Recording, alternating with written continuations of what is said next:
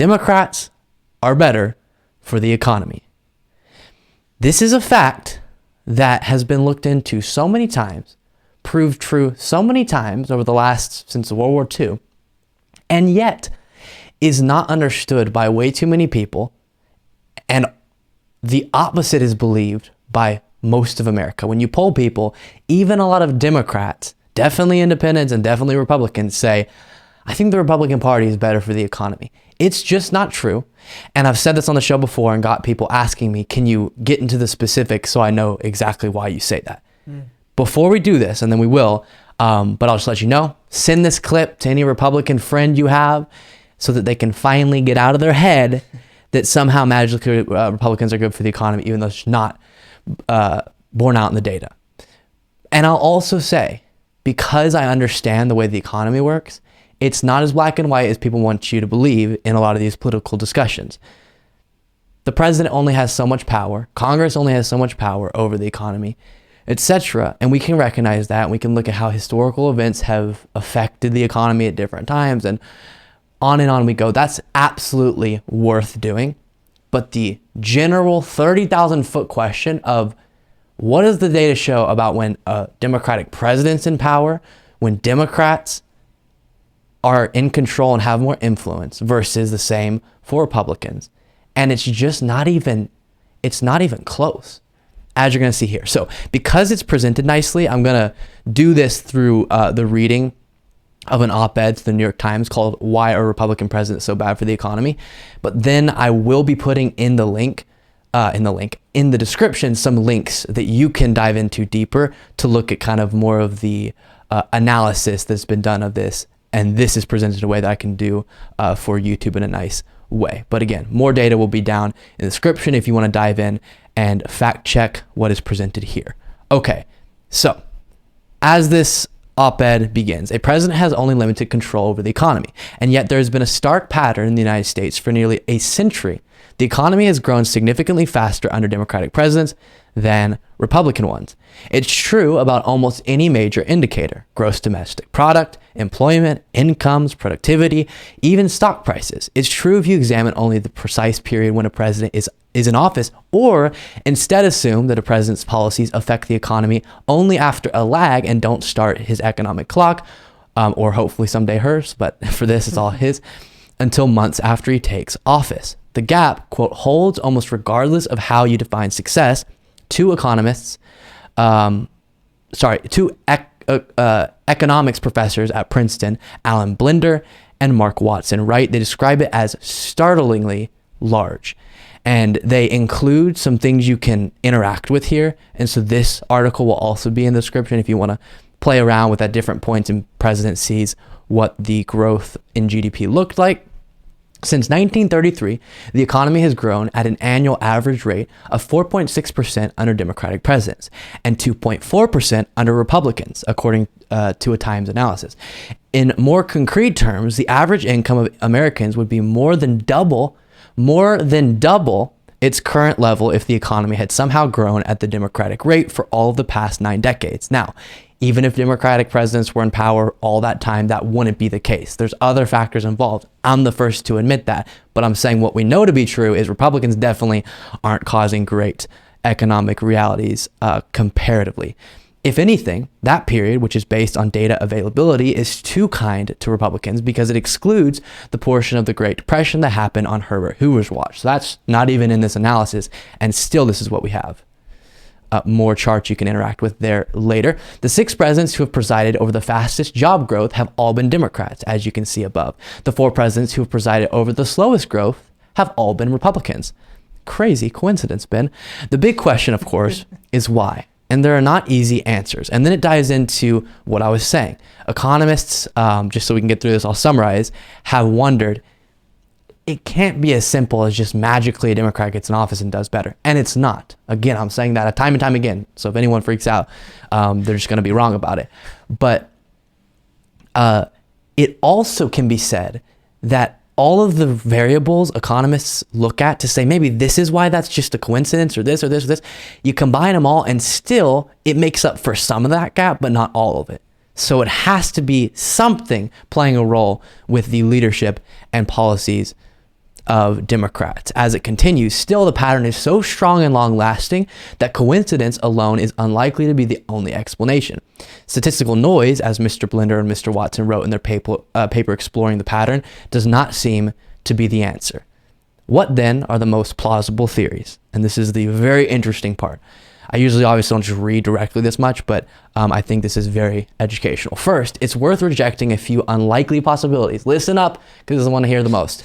Congressional control is not the answer. The pattern holds regardless of which parties run in Congress, because you'll hear sometimes, oh, well, obviously that's fine, but if you were to look at who had control over Congress, it was good when Republicans were in Congress. Nope, that's not true. Deficit spending also doesn't explain the gap. It is not the case that Democrats juice the economy by spending money and then leave Republicans to clean up the mess. Over the last 4 decades, in fact, Republican presidents have run up larger deficits, the party that proclaims to be anti-debt, than Democrats. Because that's another one of the things they'll float. Well, obviously the Democratic economies do better because they spend money like a drunken sailor. And that's not even, is that a, okay, no, whatever. Oh, it is. Okay, we're good. And so they're all irresponsible for the money. That's going to make the economy look good, but Republicans got to come in and be the adult in the room. No, they spent money and jacked up the deficits more than Democrats over the last 40 years. That leaves one broad possibility with a good amount of supporting evidence. Democrats have been more willing to heed economic and historical lessons about what policies actually strengthen the economy, while Republicans have often clung to theories that they want to believe, like the supposedly magical power of tax cuts and deregulation. Democrats, in short, have been more pragmatic. So this continues. We'll stop it there. Again, a few things will be below if you want to check it out. We'll even put in the podcast descriptions as well. So everyone who's seeing this, hopefully whatever description box there is, you'll be able to find some more material. But one of the bits of analysis from these economics professors from Princeton that was cited, just a little one sentence to read off of it. They say here in this more extensive 35-page analysis, up front, the answer, while hardly a secret, is not nearly as widely known as it should be. The U.S. economy performs much better when a Democrat is president than when a Republican is. Okay, so the reason we say all this is not because we're needlessly trying to stomp on the grave of bad past Republican presidents, even though that's funny. But, and by the grave, I mean like not the actual grave, even the alive presidents, stomp on the failure of them. Dance on the grave. There we go. That's the phrase. Crushing it. But it's to say we need to stop having voters lied to and voting against their own interests because they think it's going to help them economically. Because I've talked to good people who say, I agree with you on this issue and that issue and this issue, but I'm just barely getting by and I need to put in the party that's going to do the best thing for me economically. And I'm an economy person. That's what I hear so often. And ever since I got into politics and learned of these types of facts, when I hear that, I instantly have 5 years knocked off my life. When I hear someone tell me, I agree, the Republican Party is bad in all these ways, but they're good for the economy. I just, and so please share this with people who have that view and understand it yourself. Get clear on these different figures so that you can hopefully debunk that. Because I think if not only the Democratic Party appears better on all these social issues to most Americans when you poll them and appears more sympathetic to the concerns of working people, but also voters understand that just in their material interest economically, the Democratic Party is the better decision, even though it's not as good as it should be, but economically it is better than the Republican Party, then I think we could see better numbers than we do now. Last thing, because a lot of analysis just takes time to do it, and also Trump's numbers were kind of messed up with COVID a bunch, but one of the things I want to debunk as well is, okay, whatever, all these past Republican presidents, set those aside, but Trump, something about the orange man was magic for the economy. Now, there are some areas where, for example, the stock market, because Donald Trump cut taxes a lot for the wealthy, which went a lot to big corporations and wealthy individuals who have a lot of sway in the stock market. The stock market was pretty happy for a lot of those years under Trump, but not at all the level they make it out to be compared to Obama. But let's just look here. One of the things that Donald Trump touts first anytime he's talking about his economic success is jobs numbers. Unemployment was historically low, and job growth was wonderful, and all of these things. Look at this graph of Obama's presidency and Trump's, and this is what I try to communicate to people so often.